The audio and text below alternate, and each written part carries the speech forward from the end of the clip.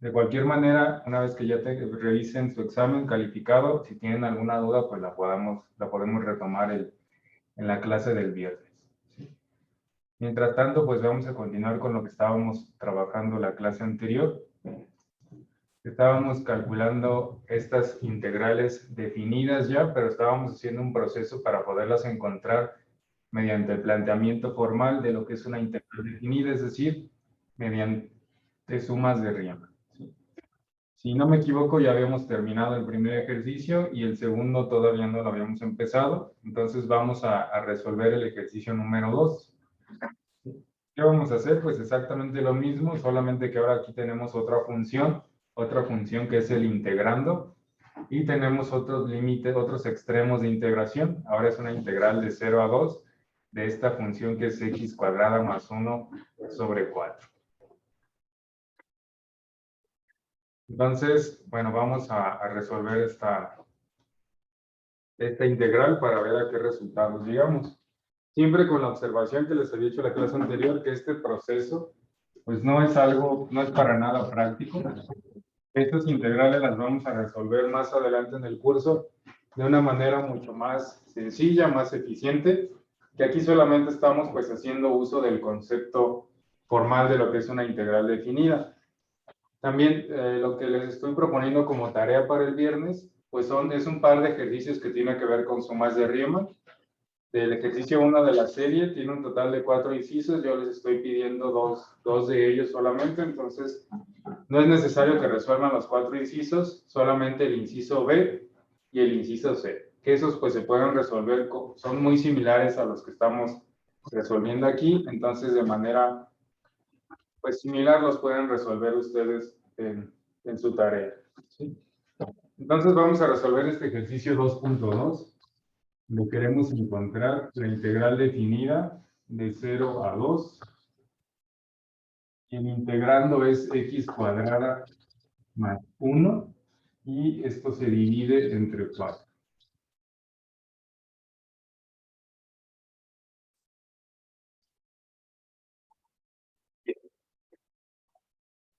Entonces, ¿cómo empezamos este ejercicio? ¿Podríamos identificar a y a B? A y a B, exactamente, sí. Vamos a identificar A y a B, que son los extremos de integración. Para esto, bueno, yo les sugeriría tomarnos un momento para escribir cuál es la expresión que nosotros vamos a aplicar para poder construir primero la suma, la integral que queremos resolver en términos de la suma de Riemann. De ahí lo que vamos a poder, para lo que nos va a servir esta parte, pues es para identificar a los elementos que necesitamos. Por ejemplo, ese enunciado empieza diciendo que es una integral de A a B, entonces aquí vamos a hacer la relación para saber exactamente cuánto vale A y cuánto vale B. También, bueno, este enunciado sigue aquí con la función que ahora sí que es función de integrando, y esto está igualado al límite cuando la norma de la partición tiende a 0, y aquí viene la suma de Riemann. ¿Sí? Una suma desde i igual con 1 hasta n, y aquí dentro pues vamos a colocar al integrando a la función evaluada en cierto punto de muestreo y multiplicado cada subintervalo por su respectiva longitud. Entonces sí, como bien nos dice su compañera, vamos primero a identificar pues cuáles son los valores de A y de B. En este caso pues vamos a poner aquí un subtítulo, vamos a ponerle los extremos de integración.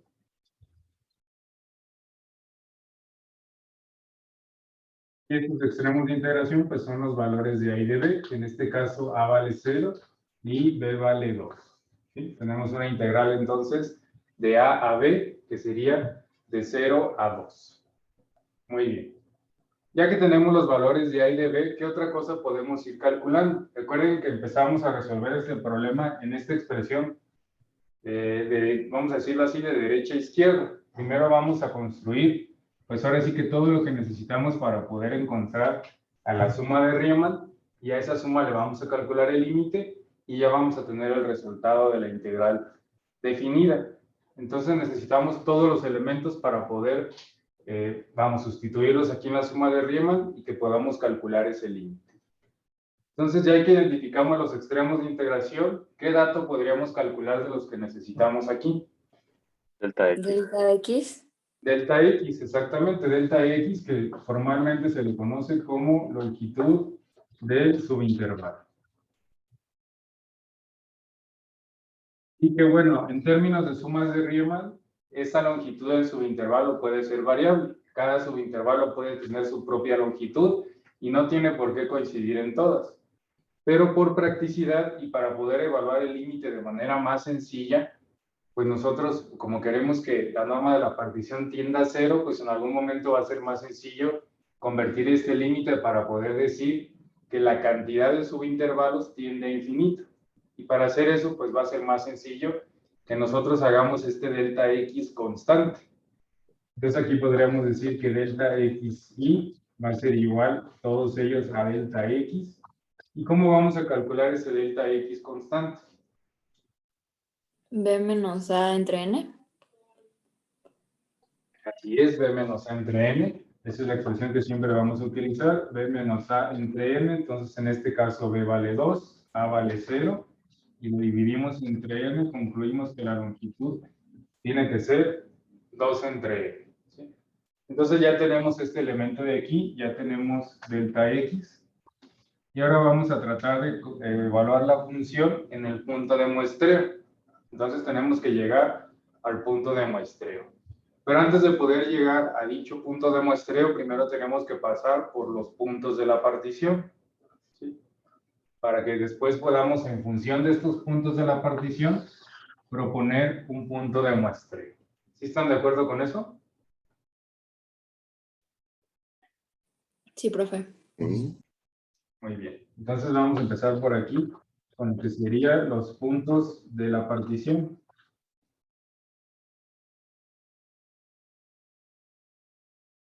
Bueno, aquí, si todavía no lo tienen claro, pues recuerden que hay que decir x1, perdón, empezamos en x0, x0 igual a 0, después decimos x1 va a coincidir con delta x, x2 va a ser igual a 2 veces delta x, para que al final podamos enunciar una expresión que nos permite calcular a cualquier punto de muestreo. Podemos decir al iésimo punto de muestreo, a un punto de muestreo en función de i. ¿Y cómo nos quedaría la expresión que nos define a este punto de muestreo número i? 2i entre N. 2i entre n, exactamente. ¿Y eso de dónde sale? Pues sale de valor primero 0 más i por delta x.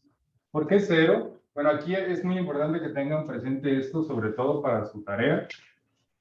0 más i por delta x. ¿Por qué hay que tener presente este 0? Bueno, recuerden que nosotros estamos calculando los puntos de muestreo. ¿Cuáles son los puntos de muestreo? Pues ahora sí que aquí tenemos una gráfica de una función. Sabemos que este es el valor de A y por acá está el valor de B. Si nosotros quisiéramos aproximar el área que existe entre la curva, entre la recta que compone el valor, que se forma con el valor de A, con el valor de B y el eje X, queremos calcular esa área. Bueno, cuando nosotros estemos calculando los puntos de muestreo, el primer punto de muestreo siempre coincide con A. Aquí podemos poner x0 igual a A, aquí vendría x1, aquí vendría x2. Y estos puntos de la partición, pues ahora sí que nos definen a cada uno de los subintervalos. Es decir, esos puntos de muestreo son los que tienen definidos a los subintervalos. El primer subintervalo entonces tiene aquí una coordenada de x0 y aquí una coordenada de x1, después viene el segundo subintervalo, el tercero, y así. Entonces, ¿qué hay que tener cuidado aquí? Que bueno, normalmente, o los ejercicios que estamos resolviendo aquí, ambos tienen un extremo inferior igual a 0. Por eso aquí colocamos 0 más i por delta x. Pero no todos los ejercicios y no todas las integrales van a tener un extremo inferior igual con 0. Habrá algunos ejercicios que aquí tengan a lo mejor un 1, a lo mejor un menos 1, a lo mejor un menos 10. Ese es el valor al cual nosotros le vamos a sumar el producto de i por delta x. ¿Sí? Si esto empieza en 0, pues es lo mismo decir que x1 va a ser igual a i por delta x. Si esto empieza en a, entonces tenemos que decir que va a ser lo que ya teníamos en a más i por delta x. ¿Sí? Entonces, este que tenemos aquí, pues lo podemos ver como el valor de A. ¿Sí? Y esto es importante que lo tengan presente en su tarea, porque me parece que en su tarea el valor de A no coincide con 0. Entonces, ¿qué vamos a hacer? Que aquí vamos a colocar lo que se tenga en A y le vamos a sumar el producto de I por delta X. Que I por delta X en este caso pues nos quedaría, así como nos dice su compañera, 2 sobre N por I. Si aquí tuviéramos un 1 en A, pues sería 1 más 2 por I sobre N. No sé si está clara esta parte.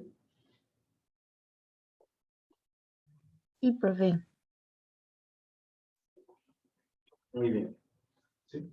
Entonces, eso para que lo consideren en su tarea. Ya que tenemos ahora sí los puntos de la partición, pues siguen los puntos de muestreo.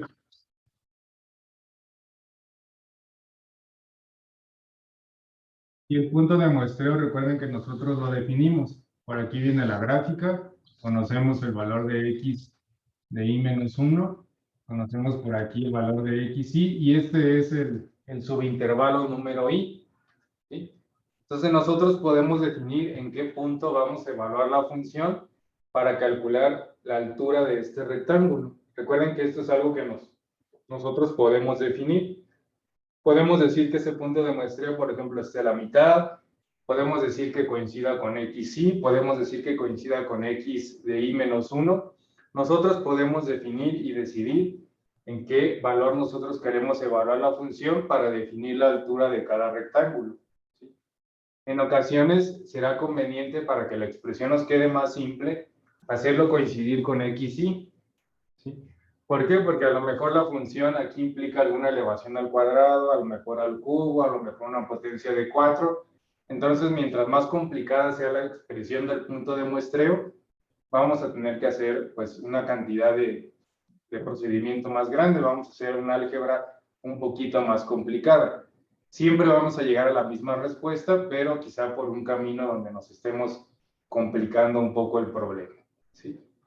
Pero es importante que ustedes se lleven de este curso, y para su tarea que ustedes pueden decidir dónde colocar este punto de muestreo. ¿Sí? Bueno, me parece que los procedimientos que se pueden complicar un poco más es cuando consideramos el punto de muestreo a la mitad. Entonces vamos a hacerlo así en este ejercicio. Vamos a volverlo a considerar a la mitad. Pero para su tarea, ustedes saben que lo pueden hacer coincidir, por ejemplo, con xy. Incluso en el ejercicio de la clase anterior, primero lo hicimos con un punto de muestreo a la mitad y después lo hicimos coincidir con xy. Entonces, para que ustedes sepan que al final vamos a llegar al mismo resultado, y entonces, si en su tarea lo empiezan considerando a la mitad y ven que se empieza a complicar un poco el álgebra, pues mejor regrésense y háganlo coincidir con xy. ¿Sí? Entonces, aquí lo vamos a considerar a la mitad, que me parece que es el procedimiento pues que se puede llegar a complicar un poco más. Entonces, aquí es donde vamos nosotros a considerar el punto de muestreo. ¿Sí? Y si lo queremos considerar a la mitad, pues este lo vamos a calcular. Bueno, este ya no existe esta línea. Lo vamos a calcular como x de i menos 1 más xy sobre 2. No sé si alguien tiene alguna duda hasta aquí.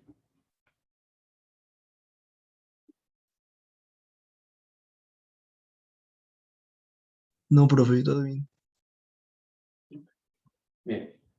Entonces, vamos a llegar a una expresión que nos permita calcular al punto de muestreo. Vamos a sustituir x de i menos 1. Aquí tenemos una expresión que nos permite calcular xy. Si ahora queremos x en i menos 1, pues vamos a cambiar nada más toda i que aparezca aquí por i menos 1. Entonces nos quedaría 2 sobre n por i menos 1. Y a esto le vamos a sumar 2 sobre n por i. Y todo esto se va a dividir entre 2. ¿Están de acuerdo? Sí, profe. Ok. Después, pues podemos factorizar 2 sobre n. Incluso, pues este 2 lo podemos cancelar. Pero bueno, primero vamos a factorizar aquí 2 sobre 2n. Y esto va a multiplicar a I menos 1 más I. ¿Están de acuerdo con eso? Sí. Bien. Podemos cancelar este 2 y al final pues aquí nos va a quedar I más I va a ser igual a 2I. Entonces al final esto va a ser como 2I menos 1 sobre N.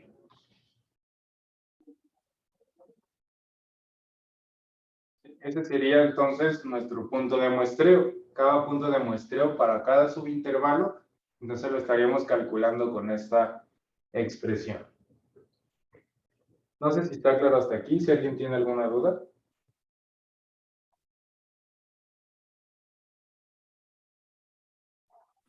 Creo que no, profe. Está claro, profe. Ok. Ya tenemos entonces a delta X, ya encontramos al punto de muestreo. Pues ahora lo que podríamos hacer es calcular la función evaluada en el punto de muestreo. ¿Sí? Y simplificar pues lo que podamos simplificar de esa expresión. Entonces, vamos a evaluar a la función en el punto de muestreo. Recuerden que aquí lo que vamos a hacer es tomar a toda esa expresión y sustituirla aquí como si fuera X. Sí, esta es la función, vamos, este es nuestro integrando, esta es la función f de x. Entonces la vamos a evaluar en el punto de muestreo en cuestión, en este caso en 2i menos 1 sobre n. Y entonces si seguimos la regla de correspondencia, pues primero ese 1/4 lo podemos sacar y poner que 1/4 va a multiplicar a x cuadrada, a todo esto entonces elevado al cuadrado, vamos a ponerlo así. 2i menos 1 sobre n elevado al cuadrado y le vamos a restar, perdón, le vamos a sumar 1. ¿Sí? ¿Están de acuerdo con esto?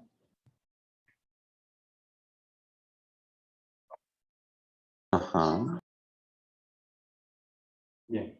Entonces vamos a simplificar esa expresión. Voy a borrar por aquí. Vamos a simplificar un poco para que al momento de meterla dentro de la suma de Riemann, pues llevemos la expresión, una expresión pues lo más sencilla, lo más compacta posible, para que la sustitución sea más sencilla de realizar. Entonces tenemos por aquí 1/4. Multiplica. Vamos a elevar entonces el numerador y el denominador al cuadrado. El de arriba es un binomio, entonces nos quedaría el primer elemento al cuadrado, es decir, 4i al cuadrado. Después menos el doble producto del primero por el segundo, que sería menos 4i, más el segundo al cuadrado, que sería 1. Y todo esto se va a estar dividiendo entre n al cuadrado. Y le vamos a sumar 1. Para poder incluir ese 1 dentro de la suma, pues vamos a multiplicarlo por n al cuadrado y dividirlo igual entre n al cuadrado. De esa manera ya podemos hacer la suma directa. Y entonces la función evaluada en el punto de muestreo va a ser igual a 1/4, que multiplica a 4i al cuadrado menos 4i más 1 más n al cuadrado. Y todo esto sobre n al cuadrado. ¿Están de acuerdo? Ajá. Sí, profe. Y bueno, finalmente este cuarto pues lo podemos incluir aquí dentro de n al cuadrado, es decir, esto es exactamente lo mismo que si aquí colocamos el 4 multiplicando aquí a n al cuadrado. ¿Sí? Bien, entonces ya tenemos ahora sí a la función evaluada en x' de y, es decir, en el punto de muestreo. Ya tenemos todo lo necesario para poder construir a la suma de Riemann. ¿Sí? Entonces vamos a hacerlo, vamos a sustituir y vamos a construir lo que sería la suma de Riemann para esta integral. Entonces la suma de Riemann pues es una suma desde i igual con 1 hasta n. Tenemos a la función evaluada en el punto de muestreo, que es todo esto. Es decir, es 4i al cuadrado menos 4i más 1 más n al cuadrado sobre 4n al cuadrado. Y esto lo tenemos que multiplicar por delta x, que aquí ya lo borré, pero Bueno, ¿alguien recuerda cuál era el valor de delta X? Creo que Es 2 sobre n. 2 sobre n. Así es, 2 sobre n, entonces por aquí ponemos 2 sobre n. ¿Qué sigue aquí? Pues aquí lo que sigue es desarrollar hasta cierto punto en el cual nosotros podamos separar esto en términos de sumas usuales para después poder hacer la sustitución y finalmente simplificar hasta que se pueda resolver el límite. Profe, disculpe, no entendí dónde sacó el 2n que se está multiplicando. El 2 sobre n, ok, este es delta x. Bueno, todo esto es la función evaluada en el punto de muestreo. Y este de aquí, este elemento de aquí, es delta xy. Es decir, son estos dos elementos. Delta xy fue lo segundo que calculamos, que lo tenía por aquí, pero ya lo borré. Entonces, si checas por ahí en tus notas, por ahí debe de aparecer el cálculo de delta xy. ¿Sí? Sí, profe, ok, ya vi. Es una disculpa, gracias. Sí, no te preocupes. Entonces vamos a empezar a desarrollar, tratando de simplificar, pues aquello que se pueda simplificar. En este caso, pues lo que tenemos que hacer es el producto. Vamos a hacer el producto de estos dos elementos para que después podamos separar en términos de sumas usuales. Aquí nos quedaría entonces 8i al cuadrado menos 8i más 2. No, déjenme borrar aquí bien. Y aquí menos 8i, después viene más 2n al cuadrado, y todo esto, o más sencillo, ese 2 lo podemos simplificar con el 4 de abajo, perdón. Este 2 con el 4 de abajo pues se va a cancelar, entonces aquí va a quedar lo mismo, 4i cuadrado menos 4i más 1 más n al cuadrado, y todo esto se va a dividir por 2n al cubo. ¿Están de acuerdo? Sí. Muy bien. Y ahora sí vamos a separar en términos de sumas usuales. Recuerden que las sumas usuales están dadas o están en función del índice de la suma, en este caso de i. Entonces nos interesan los términos que correspondan a i. I a la cuarta, i al cubo, i al cuadrado, i lineal. En este caso, i con el grado más alto, pues es i al cuadrado. Entonces esa es la primera suma que vamos a construir aquí. Y vamos a sacar fuera de la suma, pues todo lo que no dependa de i. En este caso nos va a quedar 4 sobre 2n al cuadrado por la suma desde i igual con 1 hasta n de i al cuadrado. ¿Sí están de acuerdo con esa primera suma? Ajá. Sí, profe. ¿Sí? A esto le vamos a restar, porque aquí tenemos una resta. Nos va a quedar otra vez 4 sobre 2n al cubo. Y ahora la suma sigue siendo desde i igual con 1 hasta n, pero ahora solamente de i. Y finalmente todo lo que no está en función de i, que para este ejercicio pues sería aquí sumarle 1 más n al cuadrado sobre 2n cúbica por la suma desde i igual con 1 hasta n del número 1. Ahí ya no se alcanza a ver, perdón, pero ahí nada más le colocamos un 1. A ver si lo puedo girar tantito. Bueno, no sé si alguien tiene alguna duda hasta aquí. Profe, perdón, yo ya no vi lo que pasó en el segundo paso, donde estábamos multiplicando por delta xy y después ya no vi qué pasó. En esta parte, Ajá. bueno, aquí nada más hicimos el producto del numerador que tenemos aquí por el 2 y 4n cuadrada por n. Solamente que aquí pues el 2 sobre 4 lo podemos Ok, multiplicar cierto. a un medio y ya de aquí nos queda 2 y en realidad el 2 pues desaparece. ¿Sí? Sí, profe, ya, gracias. Muy bien. ¿Alguien más tiene alguna duda hasta aquí? Profe, la cámara no, bueno, no sé si hay otro término ahí donde está la última suma que puso. Sí, la última suma, perdón, ya no puedo girar un poquito más la cámara, pero aquí nada más tenemos un número 1. Déjenme se las escribo mejor aquí arriba.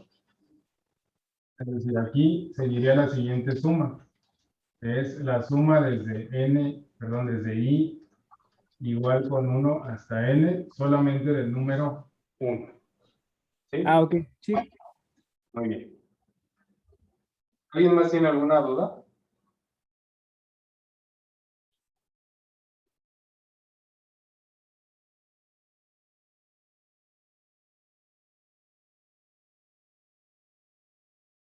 Parece que no, profe. No.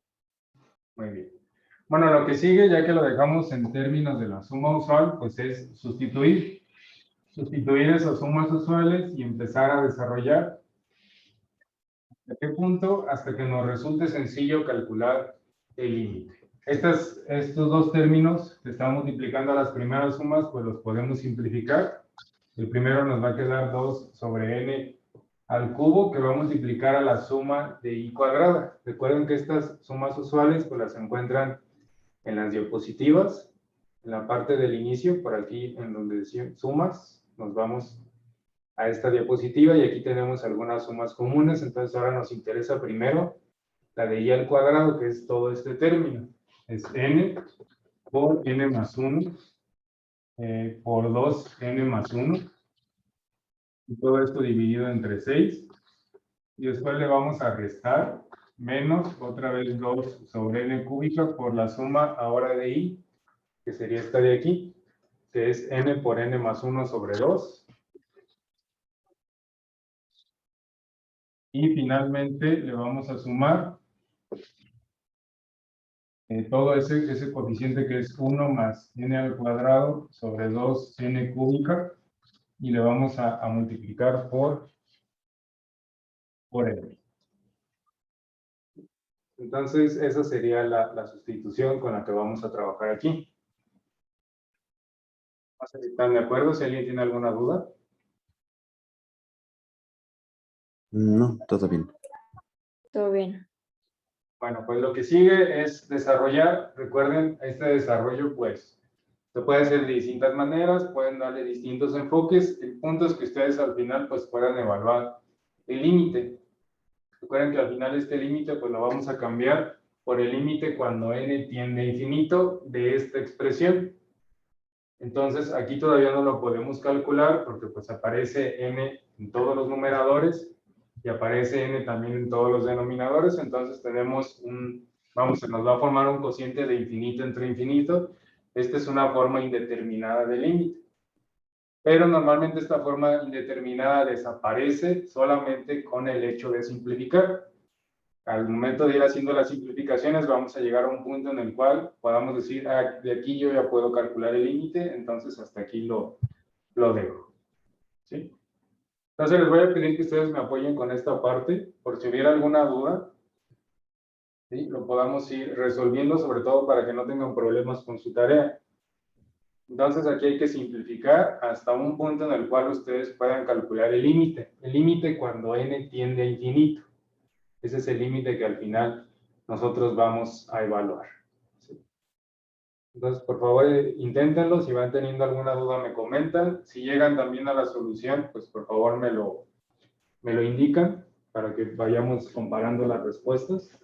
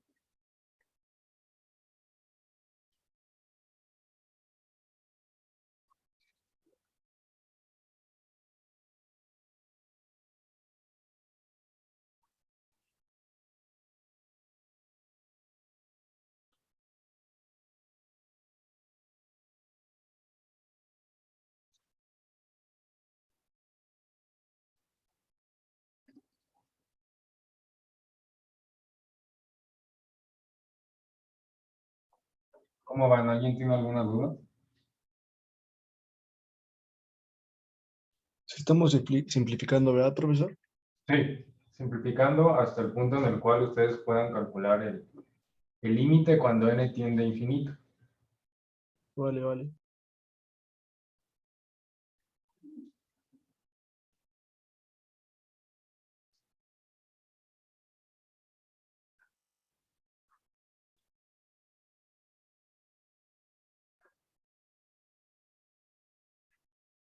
Y también hay que considerar, si ustedes ya conocen la regla del L'Hopital, la pueden utilizar, no hay ningún problema. Justamente en este tema la vamos a trabajar un poquito más adelante, pero si ustedes ya desde ahorita conocen esta regla del L'Hopital, la pueden utilizar para calcular este tipo de límites y no hay ningún problema. ¿Sí? Para los que todavía no la conocen, la vamos a trabajar al final de este tema número 2. Vamos a trabajar esa regla del L'Hopital y ya, por ejemplo, para fines de examen la podrían utilizar para calcular los límites de estas expresiones sin ningún problema.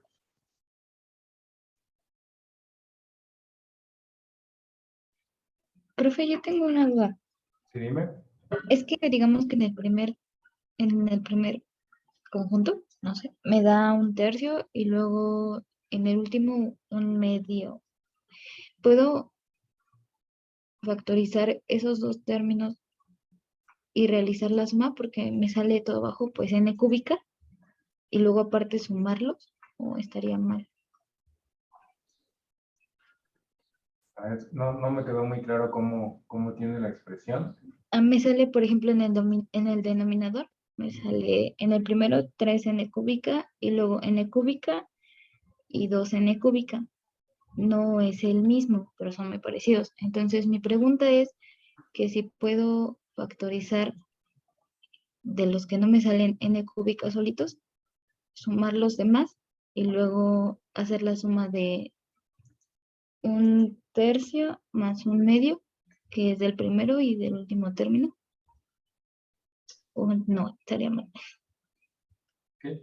Sí, lo que podrías hacer ahí, o algo que podría resultar un poco más práctico, es si los quieres sumar, vamos, incluir todo en un solo cociente, podrías, por ejemplo, aquel que está en términos de tercios, multiplicarlo y dividirlo por 2, y aquel que está en términos de medios, multiplicarlo y dividirlo por 3, de tal forma que vas a dejar todo en términos de sextos, y entonces ya los podrías sumar de manera directa. Es un proceso equivalente como a buscar el mínimo común múltiplo.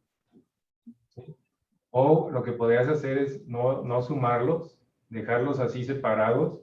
De todas maneras, al final, cuando tú calcules el límite, cuando n tiende a infinito, esos términos que quedaron sobre 2n cúbica o sobre 3n cúbica o n cuadrada, no sé cómo me lo mencionaste, al final esos términos, cuando n tiende a infinito, pues te van a dar 0. Entonces no importa que no lo dejes de la forma más compacta, sino que te quede de una forma en la cual puedas calcular el límite de manera sencilla.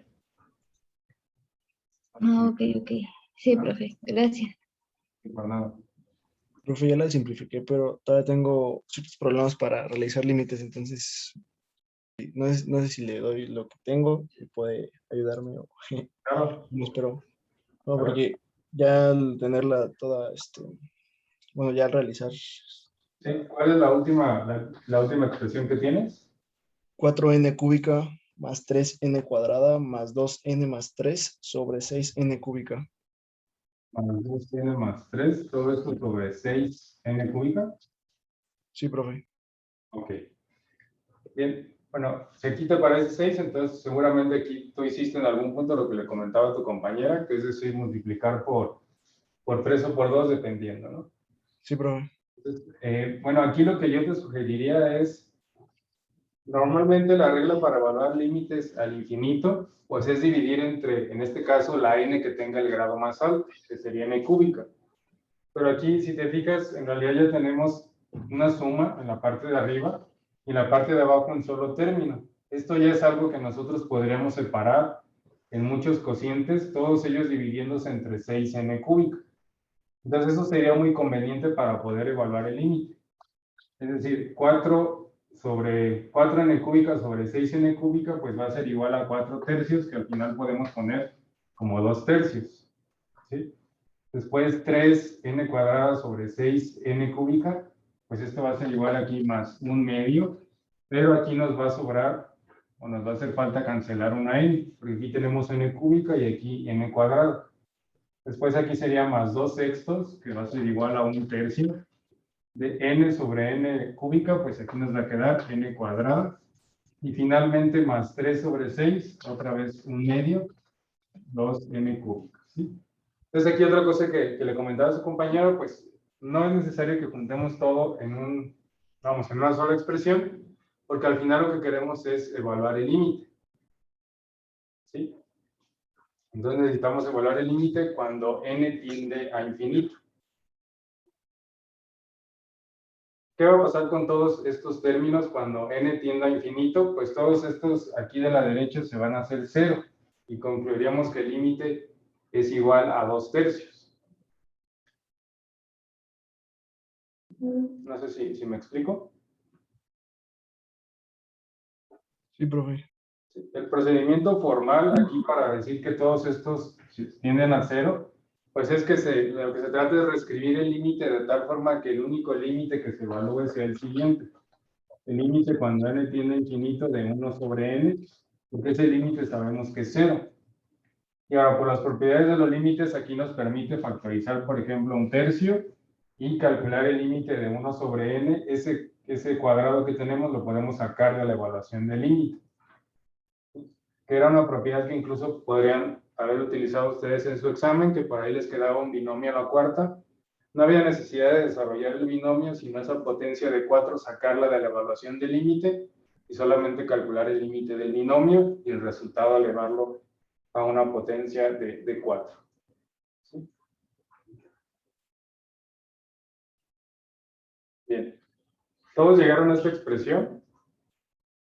¿Hay alguien que obtuvo algo distinto?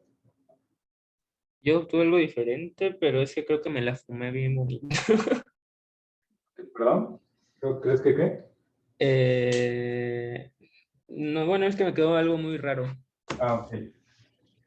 Yo obtuve algo diferente, pero no sé si fue por resumirlo mucho más, pero no parece, porque a mí me dio 7 sextos. De hecho, a mí también me dio También, 7 sextos. También. Ah, entonces Igual. Ok, sí, parece que 7 sextos es la respuesta más popular. Y bueno, 7 sextos efectivamente es la respuesta. Ahorita lo vamos a comprobar en el GeoGebra. Entonces, por aquí, ¿hay algún detalle? Este término está bien. Al final del límite este término tiene que aparecer. Pero al final le tenemos que sumar 1/2. Entonces, me parece que el único detalle sería que aquí tendría que ser 3n cúbica. Creo que ese sería el único detalle con esta expresión. Entonces, bueno, para el compañero que me dictó esta última expresión, le sugiero revisar este 3. Me parece que aquí es donde podría estar el detalle. No sé si aquí le hizo falta una n cúbica o si sí me la dictó y a mí se me olvidó escribirla.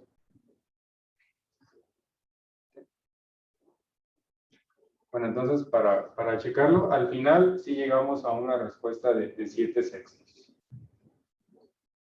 No sé si alguien tiene alguna duda.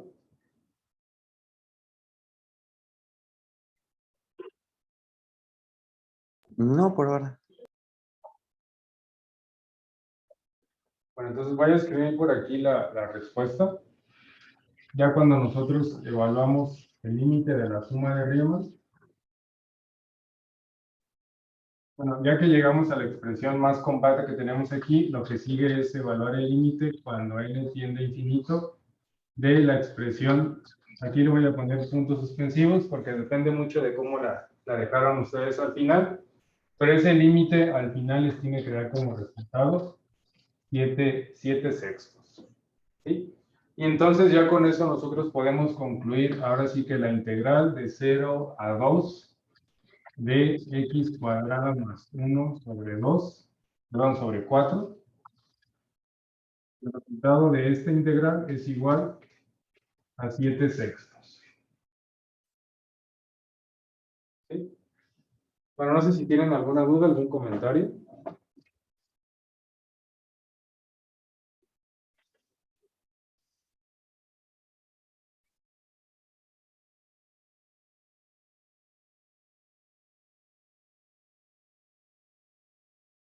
Bueno, les voy a pedir a aquellos compañeros que lo intentaron y que a lo mejor no están llegando a este resultado o que se atoraron por ahí en algún paso, voy a pedir que me compartan cuando termine la clase, pues alguna captura del procedimiento para que yo les pueda ayudar a buscar el detalle, ¿sí? Esto va a ser más eficiente para ustedes porque van a saber exactamente en qué punto se equivocaron o en qué punto existe algún detalle que los está alejando de la respuesta correcta. Y ya más adelante le van a poner pues el doble de atención cuando traten de resolver su tarea. Entonces, me lo comparten al finalizar la clase y sin problema les puedo apoyar para buscar dónde está justamente el error en su procedimiento. ¿Sí? Entonces, vamos a continuar, nada más como comentario pues respecto de su tarea. Bueno, perdón, antes de pasar a la tarea, pues esta es la integral que nosotros acabamos de resolver. ¿Sí? Entonces, vamos a comprobar nada más que sí estamos llegando al resultado adecuado. Bueno, aquí está resuelto para dos puntos de muestreo. Voy a dejar el que nosotros utilizamos, que es este de aquí. Nosotros utilizamos puntos de muestreo a la mitad. Entonces vamos a ver qué obtenemos en la suma de Riemann. Aquí le estoy pidiendo al programa que me resuelva la integral. Y la integral, pues ustedes pueden notar cómo aquí precisamente nos está dando un resultado pues de 7/6. Esta sería la representación decimal del número 7/6.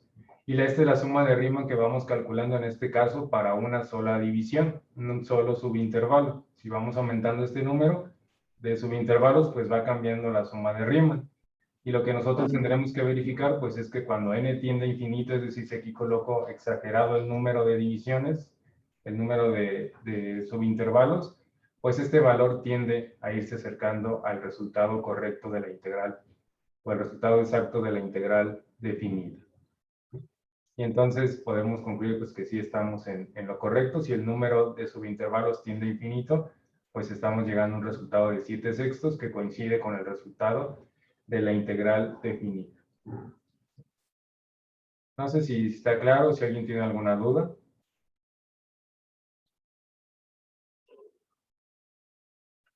Y aquí, bueno, pueden notar que lo mismo hubiera pasado, déjenme ver cuál es, si nosotros hubiéramos utilizado pues divisiones, déjenme ponerle aquí suma de Riemann 2.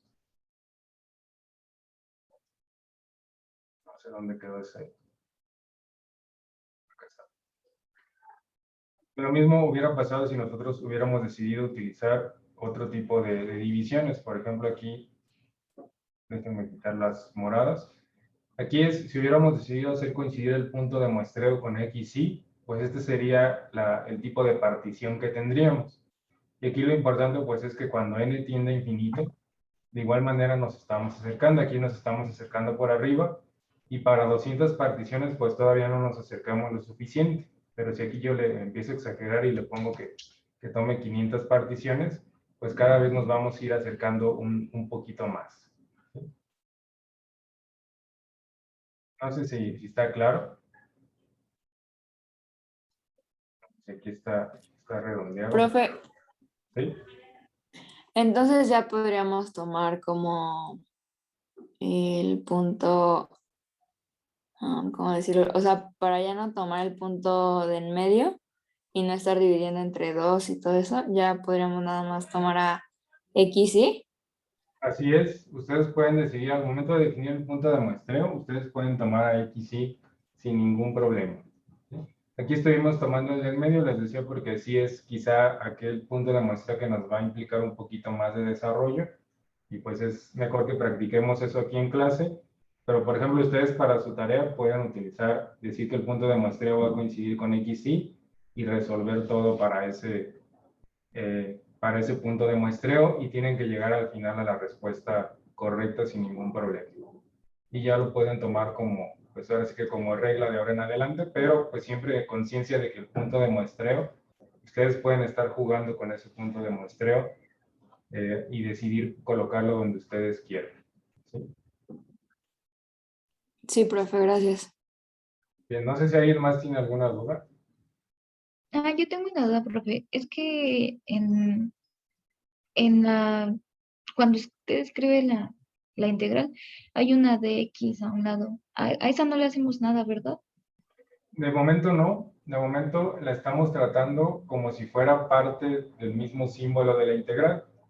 Un poquito más adelante, esta de x va a cobrar un poco más de sentido, sobre todo cuando ya hablemos de procesos, por ejemplo, de completar la diferencial para resolver cierta integral. Ahí es donde ya vamos a hablar de qué nos representa esa de x. De momento, imagínense que nada más es parte del símbolo de la integral, o que nos está indicando respecto de qué variable vamos a hacer la integración. Ya después vamos a detallar, pues, qué es exactamente este término. ¿Sí?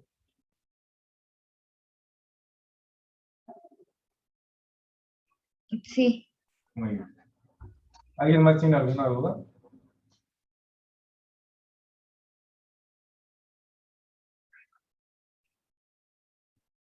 Ay, profe, perdón. ¿Podría volver a explicar, por favor, de dónde sale la expresión de los puntos de muestreo?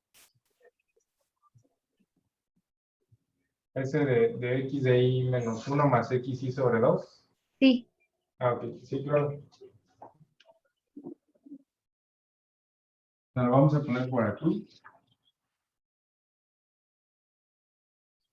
Bueno, esa expresión es cuando nosotros queremos considerarlo a la mitad. Aquí me explicaré. Y tenemos este subintervalo. Este sería el punto de x de y menos 1. Este sería x y. Y si ustedes lo quieren considerar a la mitad, este sería entonces x, el punto de muestreo. Yo les decía que este punto de muestreo pues es igual a la suma de estos dos entre 2, pero vamos a ver de dónde, bueno, si entendí bien tu pregunta es de dónde sale esa expresión. ¿Sí es esa tu pregunta?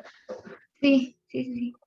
Bueno, tendríamos que calcularlo primero tomando el valor que se tenga en este punto, es decir, vamos a partir de aquí y a este le vamos a sumar la mitad de la distancia que tenemos desde x de y menos 1 a xy. Entonces, esta expresión, perdón, empezaría con x de y menos 1 y a esta le vamos a sumar, recuerden que por acá podemos tener el origen, entonces la primera distancia pues sería hasta x de y menos 1. Y a esta le vamos a sumar la mitad de la distancia entre estos dos. Para calcular la mitad de la distancia, pues tendríamos que tomar xy, restarle el valor que tenemos aquí, y con eso nos vamos a quedar con esta distancia. Si a esa distancia le calculamos la mitad, ya nos vamos a quedar con esta distancia de aquí. ¿Sí? Entonces nos quedaría la siguiente expresión. Aquí le vamos a sumar xy menos x de y menos 1 sobre 2. No sé si estás de acuerdo con esta expresión. Sí, sí, Sí. profe. Es decir, es toda esta distancia más la mitad de esta distancia. Entonces, primero calculamos toda la distancia, la longitud del subintervalo, que sería xy menos x de y menos 1. Ya tenemos esta distancia completa. Y si le calculamos la mitad, nos vamos a quedar aquí nada más con esta parte. Entonces, estaríamos sumando esta distancia más la mitad. Ya tendríamos el punto de muestreo. Y si nosotros simplificamos esta expresión, pues podríamos multiplicar y dividir por dos elementos. Entonces nos quedaría x, bueno, el punto de muestreo va a ser igual a 2 veces x de y menos 1 más xy menos x de y menos 1 y todo esto entre 2. Y entonces, ya simplificando, es que llegamos a la expresión que yo les colocaba. 2x de y menos 1 menos x de y menos 1 va a ser igual a x de y menos 1 más xy sobre 2. Entonces, esa expresión que yo siempre les escribo es la simplificación ya de toda esta expresión. ¿Sí? Al final podemos utilizar esta que está más compacta y que nos representa lo mismo, en lugar de estar trabajando con toda esta expresión. ¿Sí? No sé si está claro. Sí, y nada más lo que hace es que en donde está x, pues sustituye el valor que nos dio de delta x, ¿no? Y ya.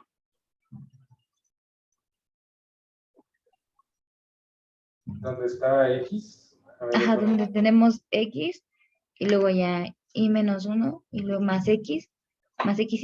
En vez de poner x, pone los valores de delta x, ¿no? Ah, sí, lo que pasa es que aquí nosotros llegamos, antes de esta expresión, tenemos una que nos dice que xy va a ser igual a y, bueno, formalmente, vamos a ponerlo así, a más y por delta x. Y con esto nosotros podemos calcular cualquier valor de x, y, ya sea x1, x2, x de y menos 1 y xy. Para nosotros a vale 0, entonces nada más queda y por delta x. Entonces, por ejemplo, xy va a ser igual a y por delta x, que en este caso era 2 sobre n. Y x de y menos 1, pues sería equivalente aquí cambiar toda y por y menos 1.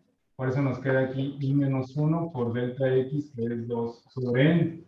Y esos son los dos que tendríamos que sustituir aquí. ¿Sí?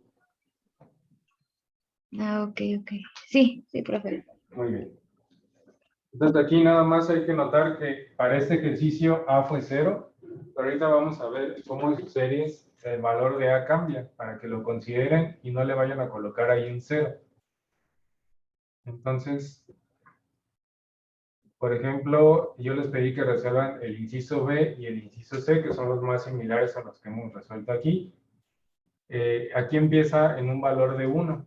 Entonces, por ejemplo, su punto de la partición, la expresión que lo define tendría que ser 1 más y por delta x. ¿Sí? Y acá tendría que ser menos 1 más y por delta x. Ese sería el único cambio.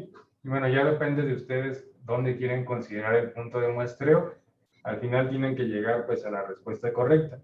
Esta serie ya tiene las respuestas, entonces ya incluso ustedes pueden verificar aquí si su respuesta es correcta antes de hacer la captura. Entonces, hasta el momento yo no he verificado todas las series y todas las respuestas están correctas, pero sí les puedo confirmar que las de la tarea sí.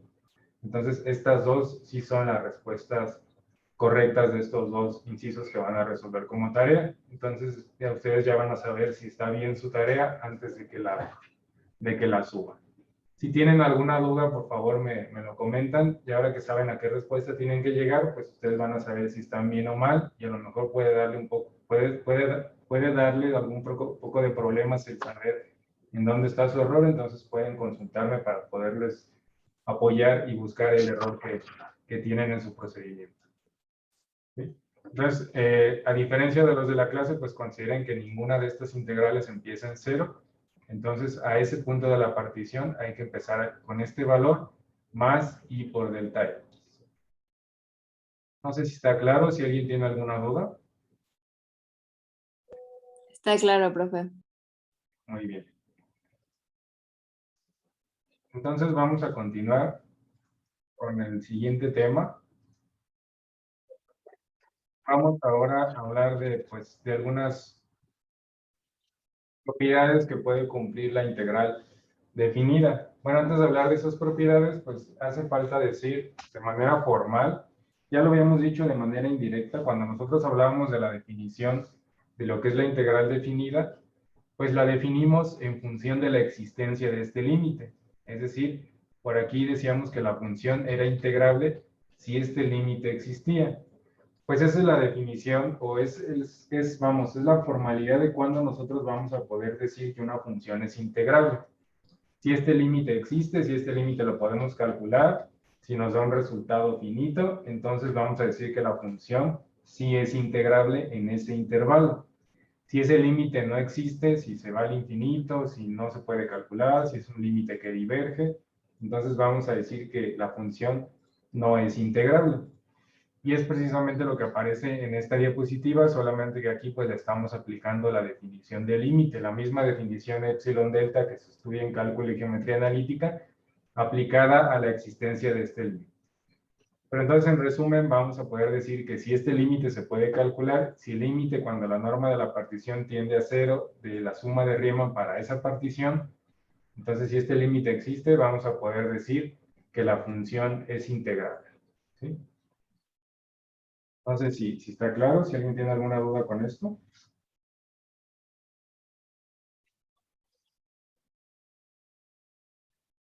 Creo que no, profe. Todo bien. Entonces es exactamente la misma definición de límite. Y recuerden que para un valor epsilon mayor que 0, tan pequeño como si se quiera, existe un correspondiente valor de delta también mayor que 0. Aquí lo que se hace es definir un entorno reducido alrededor del punto donde se quiere calcular el límite, y entonces se encuentra que existe un entorno también de la parte del recorrido de la función. y se garantiza que conforme epsilon se va haciendo más pequeño, pues delta siempre vamos a ser capaces de encontrar también un valor de delta acotado dentro del entorno y entonces se cumple la existencia del límite, ¿sí? Pero para fines prácticos, si el límite existe, podemos decir entonces que la función es integrable. Bien, vamos a platicar una serie de propiedades, alrededor de 8 propiedades que vamos a comentar y que vamos a darlas, vamos a ir platicando una por una y después las vamos a utilizar para poder resolver otras integrales más complicadas, ¿sí? La primera que tenemos aquí, pues es una propiedad que nos va a permitir calcular de manera más sencilla toda integral de una función que sea constante. Recordando de su asignatura de cálculo y geometría analítica, pues una función constante es aquella que nos va a regresar siempre el mismo valor para cualquier valor de x que nosotros sustituyamos del dominio. Esta función siempre nos va a regresar el mismo número real. Esta función pues tiene la estructura de f de x igual a k, donde k pues es absolutamente cualquier número real. Entonces, no importa el valor de x que se sustituye aquí, esta función siempre nos va a regresar el valor de k. Y esta propiedad nos dice que si nosotros queremos calcular la integral definida de a hacia b de esa función, el resultado va a ser igual a k multiplicado por la diferencia de los extremos. ¿Por qué creen que este sea el resultado de la integral?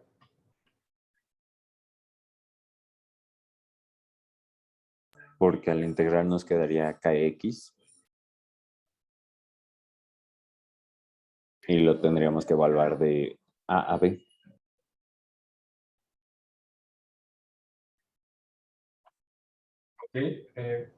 Bueno, si lo queremos ver, si evaluamos k, la integral como kx, todavía tendríamos que evaluarlo de b a a.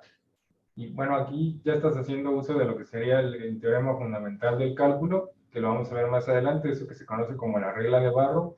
Y sí, sí podemos llegar a esta expresión si nosotros utilizamos la regla de Barrow. Entonces, sí está totalmente correcto. Pero bueno, mi pregunta iba un poquito más intuitivo, todavía sin utilizar esos conceptos del teorema fundamental del cálculo ni de la regla de Barrow. Algo un poco más intuitivo apoyándonos en este esquema. ¿Por qué la integral de esta función de a hacia b es igual a k por b menos a? Porque es el área de un rectángulo y a menos b es la base y k es la altura. Exactamente, sí. Entonces, de manera un poquito más intuitiva, no es que lo que nos dijo su compañero esté mal, está totalmente correcto, pero como todavía no llegamos a ese punto del curso, entonces, de una manera más intuitiva, pues sería efectivamente el área de este rectángulo. Este rectángulo va a tener una altura igual a k y su base va a ser igual a la diferencia de b menos a. Entonces, si hacemos el producto para encontrar el área, sería la base por la altura, sería k por b menos a. Y esa va a ser el área del rectángulo que se forma aquí. Entonces, la integral definida de toda función que sea constante va a ser igual a la constante multiplicada por la diferencia del extremo superior menos el extremo inferior. No sé si está claro.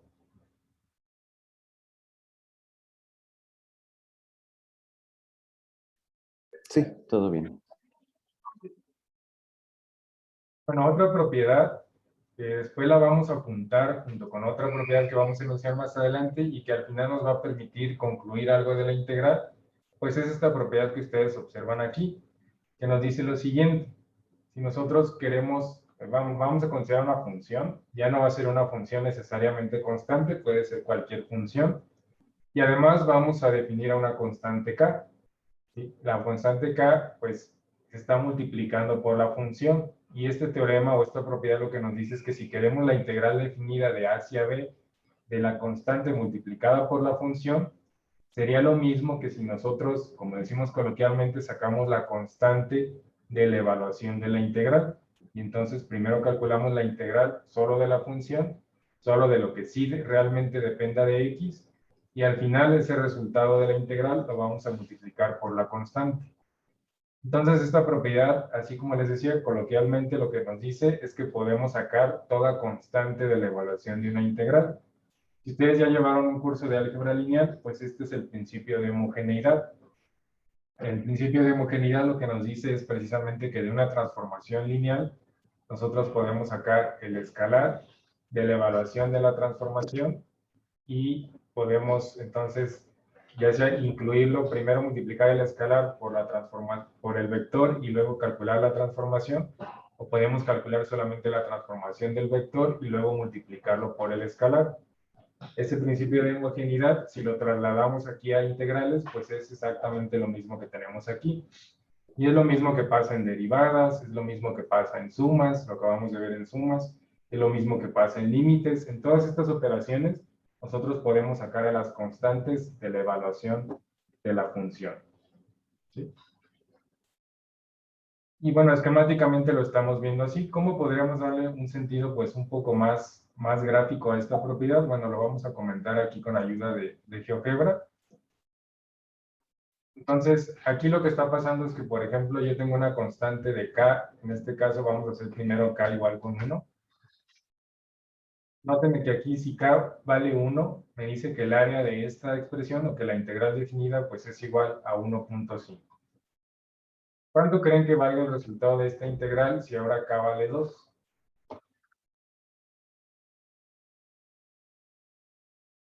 3. 3, exactamente, es lo que nos dice la propiedad. Si yo aquí hago k igual a 2, pues k vale 3. Si yo hago k igual a menos 1, pues lo que va a pasar es que ahora vale menos 1.5. ¿Cómo podemos interpretar esto? Pues para que nos quede una sensibilidad un poco más gráfica, pues es que estamos multiplicando la altura de todos estos rectángulos por ese factor. Si yo multiplico a la función por cierto número, pues esa función la voy a estar escalando. De ahí viene, pues, que a una constante normalmente también se le conozca como escalar, porque lo que hace, pues, es escalar a cierto vector, en este caso, a cierta función. Entonces, lo que vamos a estar haciendo es afectando por ese escalar a todas y cada una de las alturas de estos rectángulos. Por eso es equivalente a decir que al multiplicar todas esas alturas, pues voy a estar en este caso duplicando el área o triplicando, dependiendo del valor de k, las voy a estar afectando a todas por esa constante. No sé si está claro.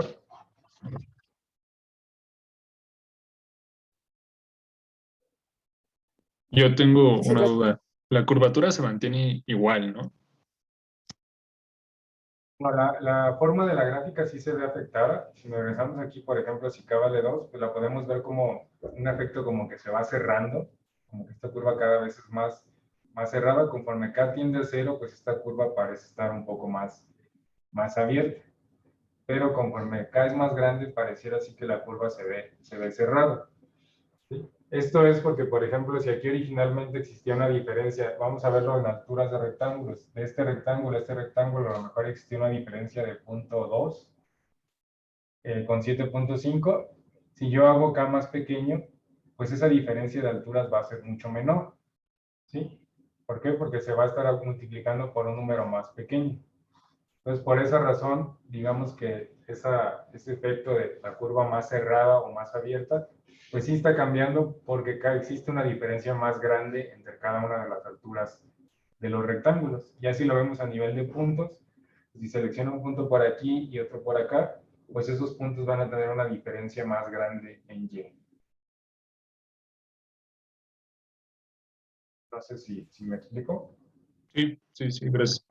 Si ustedes recuerdan del tema de polinomios, pues un polinomio tenía sus raíces, que eran los cortes con el eje X, y un teorema nos decía que si multiplicábamos por un escalar ese polinomio, pues lo único que íbamos a hacer es hacerlo, digamos, pues con curvas más pronunciadas, más grandes, pero seguíamos cortando en los mismos puntos al eje X. Entonces ese es el efecto que tiene la operación de multiplicación por escalar. Bueno, una propiedad 3, que es también muy intuitiva, nos dice que si en una función x, que sí sea integrable en cierto intervalo, pero que nosotros la queremos integrar del mismo número hacia el mismo número, es decir, en este caso la integral de c hacia c, siendo c pues un número entre el intervalo que sí es integrable la función, pues nos dice que el resultado de esa integral va a ser 0. Y la razón es pues que si nosotros lo vemos en conceptos de áreas, aquí la base de este rectángulo es 0. ¿Sí? Entonces vamos a estar multiplicando 0 por cualquier cosa, nos va a seguir dando como resultado 0. Es decir, aquí ni siquiera estoy formando un área. Entonces la integral pues nos va a dar 0. Ya si lo vemos un poco más adelante, cuando hablemos del teorema de la regla de Barrow, pues esto va a ser todavía más evidente porque estamos restando lo mismo de lo mismo. Entonces eso nos va a dar C. Entonces esto es una propiedad muy intuitiva, pues no sé si alguien tiene alguna duda.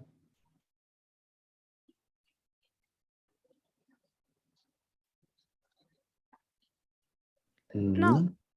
No, profe. Bueno, otra propiedad, esta hasta ahorita solamente hemos estado hablando de integrales con los mismos extremos de integración, bueno, no los hemos modificado. Aquí es la primera propiedad donde empezamos a jugar con esos extremos. ¿Qué nos dice esta propiedad?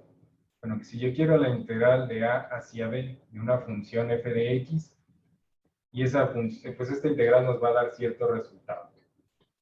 Si yo cambio los extremos de integración y ahora resuelvo la integral de b hacia a, lo que nos dice esta propiedad es que voy a obtener el mismo resultado, pero de signo contrario.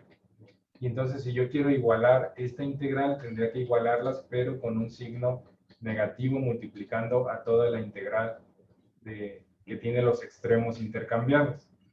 Es decir, si ustedes resuelven la integral de a hacia b de esta expresión, supongan que como resultado les da 3, pero si después cambian los límites, los extremos de integración y ahora resuelven la integral de b hacia a, les va a dar ese mismo 3, pero con signo negativo, es decir, les va a dar como resultado menos 3. ¿Por qué pasa eso? Bueno, pasa eso simplemente porque ahora, imagínense la definición del delta x. Cuando yo lo defino de a hacia b, esa delta x siempre es positivo. Siempre nos va a dar un número positivo porque vamos a ir sumando cierta cantidad hasta llegar aquí al extremo superior.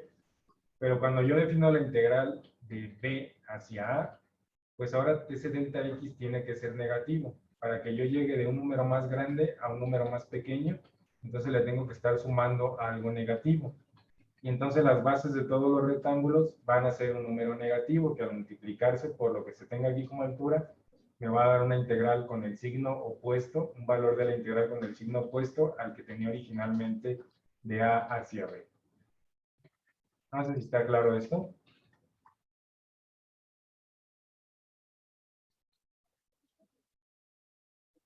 Sí, profe, está claro. Claro, profe. Muy bien. Bueno, una propiedad más es una que vamos a combinar con la que les había comentado anteriormente, con aquella que nos dice que podemos sacar una constante de la evaluación de una integral. Bueno, ahora vamos a ver qué pasa con la suma. Si nosotros queremos calcular la integral de a hacia b de la suma de dos funciones, bueno, tenemos dos opciones. Primero podemos hacer la suma y ya que tenemos a la función que aquí corresponde a la suma, podemos resolver la integral y vamos a llegar a un resultado. O podemos separar la integral en dos.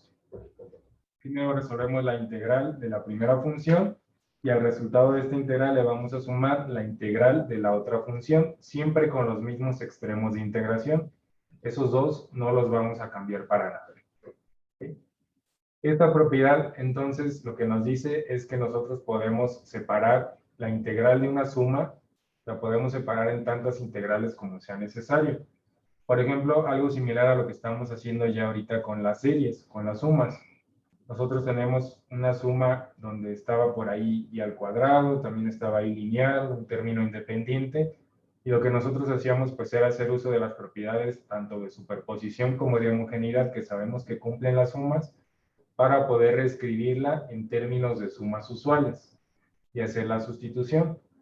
Bueno, es exactamente la misma propiedad que tenemos por aquí. A esta propiedad le podemos llamar también superposición.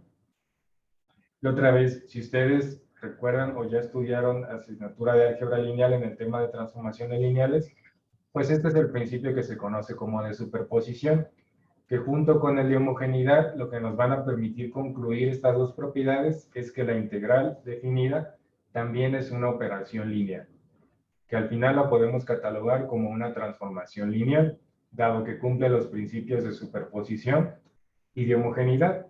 Y pues que de alguna forma todo lo que ustedes estudiaron en el tema de transformaciones lineales de álgebra lineal o que están estudiándolo, pues es aplicable a las integrales definidas.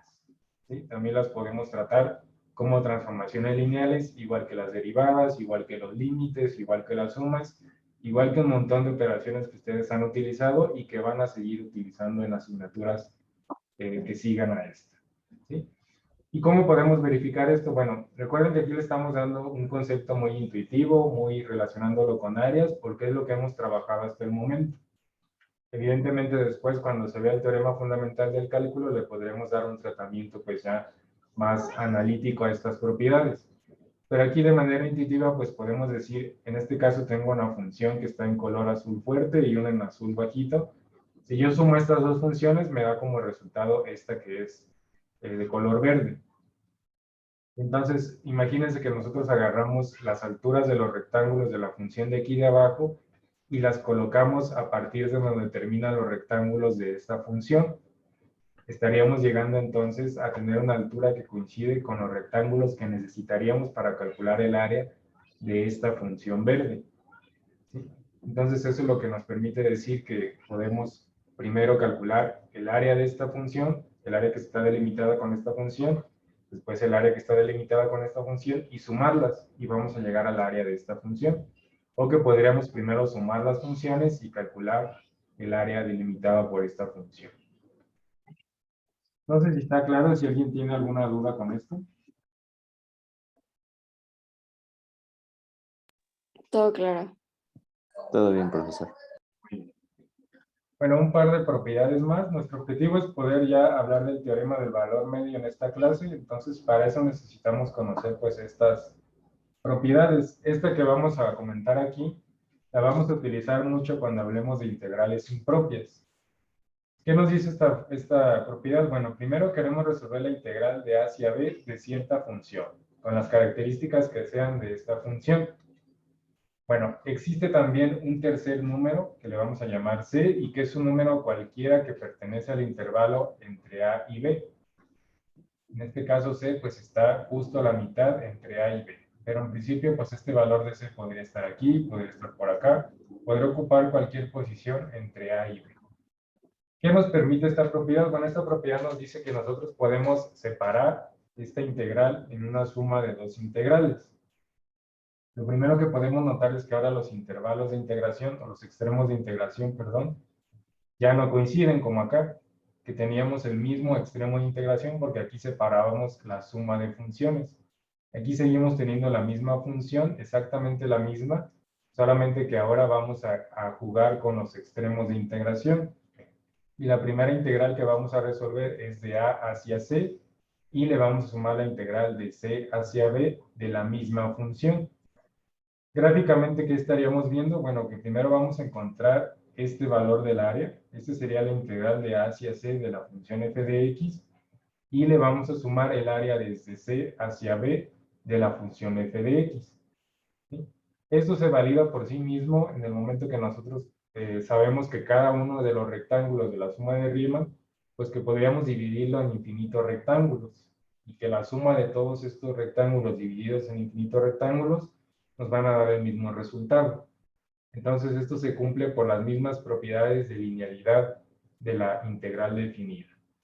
Pero entonces nos permite, por ejemplo, si tenemos una función que sabemos que pasa algo muy particular en cierto valor de su dominio, por ejemplo, una función que se vaya a infinito positivo, pues podemos resolver esa integral que va a ser impropia, ya lo platicaremos más adelante, si resolvemos todo lo que pasa antes de ese valor donde la función se va hacia infinito, y después resolvemos qué pasa con esa misma función, pero qué pasa después de ese valor donde se va hacia infinito.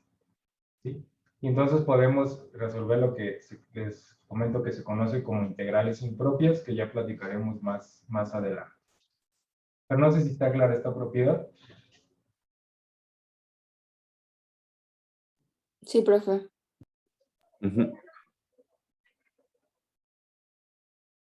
Bueno, esta propiedad número 7, lo que nos dice, pues habla ya de una comparación de funciones, así como comparábamos a las series, pues evidentemente podemos comparar a las funciones. Y aquí tenemos a dos funciones f y g, donde f siempre va a ser mayor o igual que g. Se cumple esta relación en el intervalo que nos interesa, de a hacia b. Si aquí nosotros seguimos el dibujo, pues podemos ver cómo finalmente la función que tenemos aquí abajo, que sería la función g, pues en algún momento va a pasar a la de f. Pero esta relación o esta comparación nos interesa solamente entre los valores en los cuales nosotros vamos a evaluar la integral, que en este caso es de A hacia B. Entonces, ¿qué nos dice esta propiedad? Bueno, que si una función f siempre es más grande o igual que g, podemos concluir lo siguiente, que el valor de su integral definida de a hacia b de la función f, pues va a ser mayor o igual que el valor de la integral definida de a hacia b de la función que es más pequeña. Si se cumple la desigualdad en esta condición, pues entonces esta siempre va a ser más grande que g. Si se cumple la igualdad, pues ambas van a ser, nos va a dar el mismo resultado. Entonces eso es lo que nos está diciendo y pues muy intuitivo de manera gráfica, pues obviamente si tengo una función que está más alejada del eje X con respecto de otra, pues el valor del área que forma respecto de este eje X va a ser más grande. ¿Sí? Entonces es bastante pues sencillo de imaginárselo gráficamente. Pero eso nos permite llegar a la siguiente propiedad, que esta ya es muy importante. ¿Sí? Entonces no sé si tienen alguna duda hasta aquí.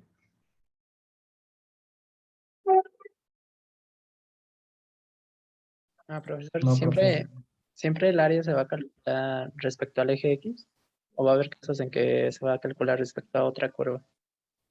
Más adelante vamos a ver algunas aplicaciones ya de las integrales definidas y sí, efectivamente podemos calcular, por ejemplo, el área comprendida entre dos curvas.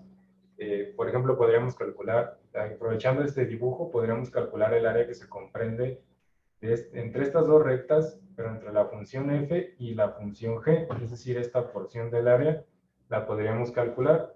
Ya platicaremos algunos teoremas que nos van a permitir calcular pues, el área entre dos curvas y también vamos a ver pues, cómo calcular, por ejemplo, el volumen de un sólido que se formaría si nosotros giramos esta sección que les comenté alrededor de cierto eje. También vamos a ver eso, cómo calcular volúmenes de sólidos que se conocen como sólidos de revolución, pero sí se puede calcular el área entre curvas.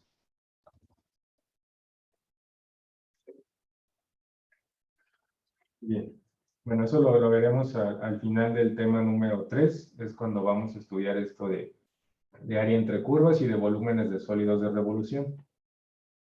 Bueno, vamos a platicar de esta propiedad que ya nos va a servir como punto de partida para llegar a lo que se conoce como el teorema del valor medio del cálculo integral. Entonces, de alguna forma aquí vamos a aplicar todas las propiedades que acabamos de ir enunciando desde la 1 hasta la 7. Entonces, ¿qué nos dice? Bueno, tenemos a una función f de x, una función que es integrable en cierto intervalo cerrado desde a hacia b. Y tenemos a dos valores, uno le vamos a llamar m mayúscula y otro le vamos a llamar m minúscula. El que se llama m mayúscula pues es un máximo absoluto y el que se llama m minúscula es un mínimo absoluto, ambos definidos en ese intervalo entre a y b. Entonces tenemos una función que es integrable en un intervalo cerrado a, b, entonces existe un mínimo absoluto y un máximo absoluto en ese intervalo. Eso es lo que hemos dicho hasta el momento. Bien, entonces, por definición, pues el mínimo, ustedes recordarán, es un número que es más pequeño que todos aquellos que forman parte del recorrido de la función en ese intervalo. Es decir, es el número más pequeño de todos los que podemos encontrar aquí. El número más pequeño, obviamente, respecto de y. ¿Sí? Y el máximo, pues, es el número más grande de todos los que podemos ubicar aquí. Es decir, no vamos a encontrar un número dentro de la función que forme parte del recorrido de la función que sea más grande que m mayúscula. Ese es el más grande de todos y el mínimo pues es el más pequeño de todos. Y este teorema nos dice lo siguiente. Bueno, del lado izquierdo tenemos al mínimo multiplicado por b menos a y esto nos dice que va a ser menor o igual que el valor de la integral definida y esto a su vez va a ser menor o igual que el máximo multiplicado por igualmente b menos a. ¿Sí? ¿Por qué creen que nosotros podamos hacer esta acotación? Es decir, aquí lo que estamos haciendo es acotando el valor de la integral. Vamos a decir que esta integral va a ser mayor que esto de la izquierda, pero siempre va a ser menor que lo que tenemos aquí de la derecha. ¿Alguien tiene una idea, por ejemplo, de dónde sale este término? M que multiplica a b menos a. Parece el de punto pendiente, ¿no? Como la ecuación de la recta de punto pendiente. Podría ser, pero relacionándolo con las propiedades que acabamos de ver, ¿Qué estaríamos calculando aquí? El área del rectángulo con la línea roja, ¿no? Así es, estaríamos calculando el área de este rectángulo, ¿sí? Es como la propiedad número 1 que comentábamos aquí, estamos calculando el área o la integral definida de una función constante, cuya constante va a ser igual al mínimo. Entonces aquí estamos calculando la integral definida de a hacia b de una función f de x que va a tener como regla de correspondencia simplemente a m minúscula. Y del lado derecho estaríamos calculando la integral definida de una función constante cuya constante va a ser igual al máximo. Estaríamos calculando el área de todo este rectángulo grandote. ¿Por qué lo podemos acotar? Pues haciendo uso de la propiedad número 7. ¿Qué tengo con la función constante que es el mínimo? Pues tengo una función que siempre va a ser más pequeña, solamente igual en un punto a la función f. Entonces, haciendo uso de esta propiedad 7, puedo decir que el resultado de esta integral siempre va a ser más pequeño o igual que el resultado de la integral de esta función. Y del lado opuesto, pues si yo defino aquí una función con constante con el máximo de la función f, pues tengo una función que siempre va a ser mayor, igual en un punto nada más, pero siempre mayor que la función f de x. Entonces, hago uso de esta misma propiedad y puedo definir que la integral de esta función constante siempre va a ser más grande que la integral de la función f de x. ¿Están de acuerdo?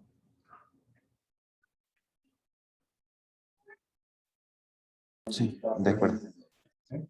Y entonces, ¿qué nos permite ese teorema? Bueno, lo vamos a estar utilizando para validar otros teoremas. Bueno, perdón, por aquí tengo una pregunta que no había visto. Los sólidos de revolución, ¿no? Supongo que era cuando les hablaba de lo que íbamos a comentar. Sí, sí, vamos a ver volúmenes de sólidos de revolución. Sí, sí, lo vamos a comentar al final del tema número 3. ¿Sí? Sí, sí, es algo que vamos a ver. Todo eso del método de las arandelas, de los anillos. Sí, sí, lo vamos a ver. Ok. Entonces, este teorema lo vamos a utilizar para validar otros, pero lo que nos está diciendo es que si no podemos resolver, a lo mejor esta integral es complicadísima de resolver, o que no sabemos exactamente cuál va a ser el dato de entrada aquí de la función, lo que sí vamos a poder hacer en muchas ocasiones es acotar el resultado de esa integral. Y decir, bueno, no lo puedo resolver, pero sé que va a ser más grande que este número y sé que va a ser más pequeña que este número. Y entonces esas acotaciones nos pueden servir para después llegar a la solución.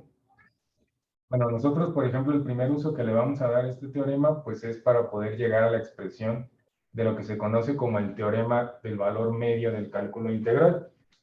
¿Qué nos dice ese teorema del valor medio? Bueno, primero lo vamos a platicar de manera intuitiva y después vamos a ver en el pizarrón cómo llegar a esta expresión que tenemos aquí en la diapositiva. ¿Sí? Este teorema del valor medio nos dice lo siguiente.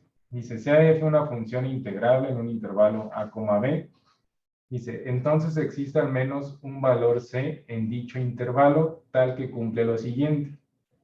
Que la integral de a hacia b de la función, cierta función la que sea, la podemos escribir o reescribir o va a ser exactamente igual a multiplicar a la función evaluada en cierto valor c por b menos a.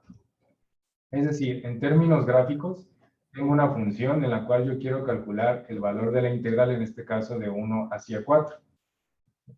Y entonces, si en lugar de calcular el área con sumas de Riemann, todo lo que hemos estado comentando, nosotros podríamos encontrar un valor c entre 1 y 4, tal que cumple que si yo calculo el área de esa función constante para ese valor de c, para el valor de la función evaluada en c, el valor del área que puedo calcular para esa función constante coincide con el valor del área de la función original. Es decir, bueno, esto va a ser más claro si se los muestro en GeoGebra, entonces permítanme mostrárselos en GeoGebra, para que nos quede muy claro a qué me estoy refiriendo con todo esto.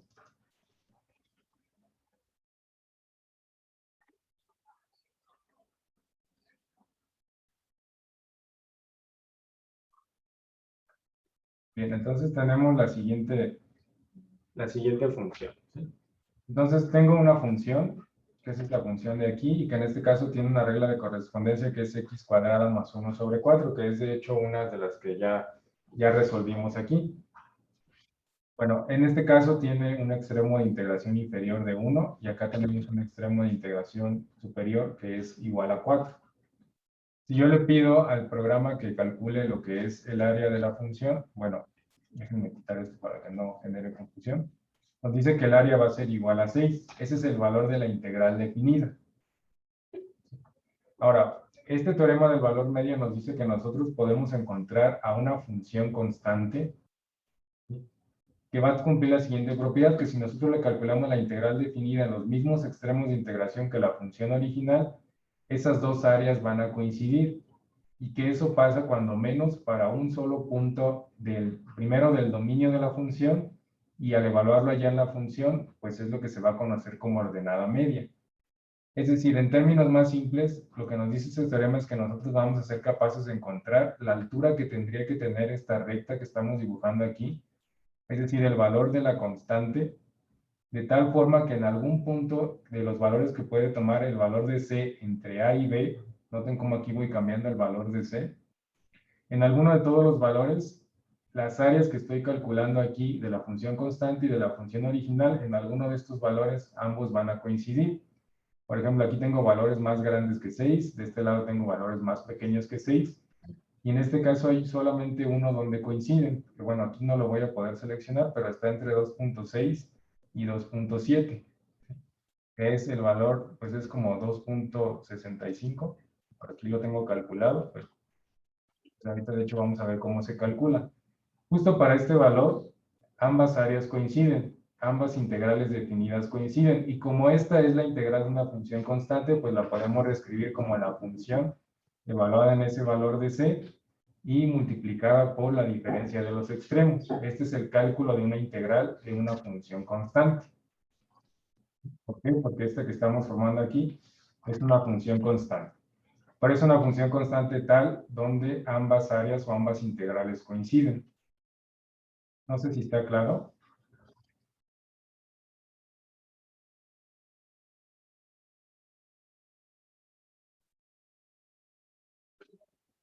Ambas áreas se refiere a lo que, digamos, está arriba de lo rojo y en la parte inferior izquierda, o a cuáles áreas se refiere.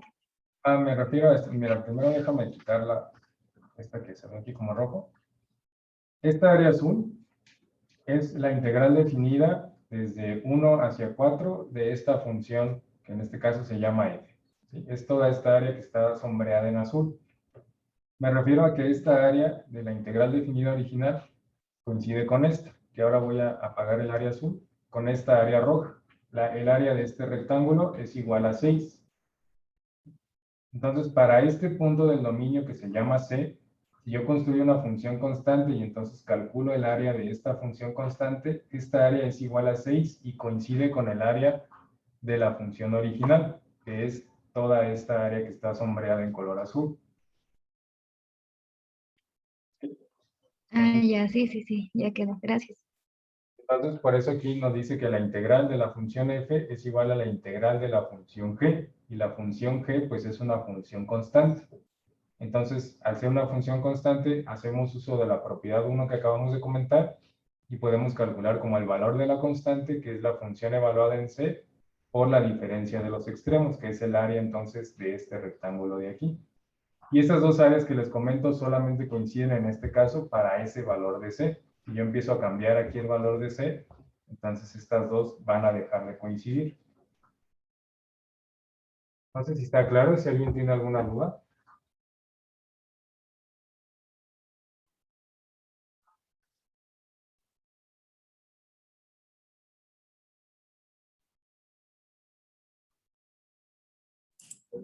Creo que no, profe. Todo bien. Bueno, vamos a ver entonces cómo llegar a esa expresión, esta que tenemos aquí en las diapositivas. ¿Cómo podemos llegar o hacer un análisis para llegar a una expresión similar a esta? Aquí, bueno, la primera observación es que este valor a la función evaluada en C se le conoce como ordenada media. Es decir, la ordenada media va a ser el valor de la constante que tendría que tener la función constante que nosotros podemos calcularle aquí el área con todo esto. Entonces, siempre que en un ejercicio ustedes vean ordenada media se refiere a la función evaluada en C. Y muchas veces en un ejercicio les piden tanto la ordenada media y además el enunciado dice, encuentra el valor en el cual, en el cual ocurre o que se valida el teorema del valor medio del cálculo integral. Entonces vamos a ver de dónde sale esta expresión.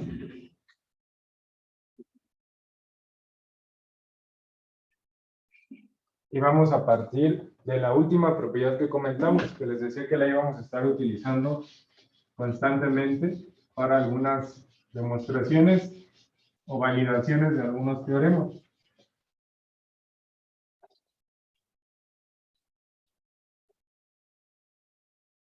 Pues esa propiedad, bueno, nosotros queremos llegar a algo en el cual podamos afirmar que la integral de a hacia b de la función f de x va a ser igual a la ordenada media, la función evaluada en C y multiplicada por la diferencia de los extremos de integración. Y entonces vamos a partir de la propiedad que llamamos como número 8 en las diapositivas, que nos decía que existe un mínimo, vamos a multiplicar por b menos a, y que esto siempre iba a ser menor o igual que la integral de a hacia b de la función f de x, y esto siempre va a ser menor o igual, y ahora de este lado el máximo, multiplicado también por b menos a. Entonces, m minúscula es el mínimo y m mayúscula es el máximo. Recordando el esquema, pues lo que estamos haciendo aquí es que tenemos una función, vamos a dibujarla algo así, desde a hacia b. Entonces, es una función que está acotada en un intervalo cerrado. Por aquí está el valor de a, y es y el intervalo, el extremo superior en este caso es b. ¿Sí? Ahora, en realidad aquí estamos haciendo una aplicación del teorema que ustedes estudiaron en cálculo de geometría analítica, que es el teorema de Weierstrass. Ustedes recordarán que este teorema lo que nos dice es que si una función es continua en un intervalo cerrado de a hacia b, entonces la función va a tener un valor máximo absoluto y un valor mínimo absoluto en algunos valores que estén entre a y entre b. Es decir, en términos más simples, toda función que esté definida en un intervalo de a hacia b, pues va a tener un máximo absoluto y un mínimo absoluto. Eso era lo que nos decía este teorema de Weierstrass, ¿sí? ¿Qué significa eso? Pues que aquí, sin importar qué naturaleza tenga la función, pues aquí existe un mínimo y también tiene que existir, bueno, aquí no coincidió, tiene que existir un máximo. Este es el valor del máximo y este de aquí, pues es el valor del mínimo. Entonces ya habíamos visto en las diapositivas cómo lo que estamos calculando aquí es el área de este rectángulo pequeño. Estamos calculando acá es el área de este rectángulo grandote. Y que sabemos que el valor de esta integral definida pues está en alguno de estos, está acotado entre estos dos rectángulos. Por ahí está entre estos dos valores el valor de la integral definida. Bueno, lo que vamos a mostrar nosotros es que por aquí existe un punto, ¿sí?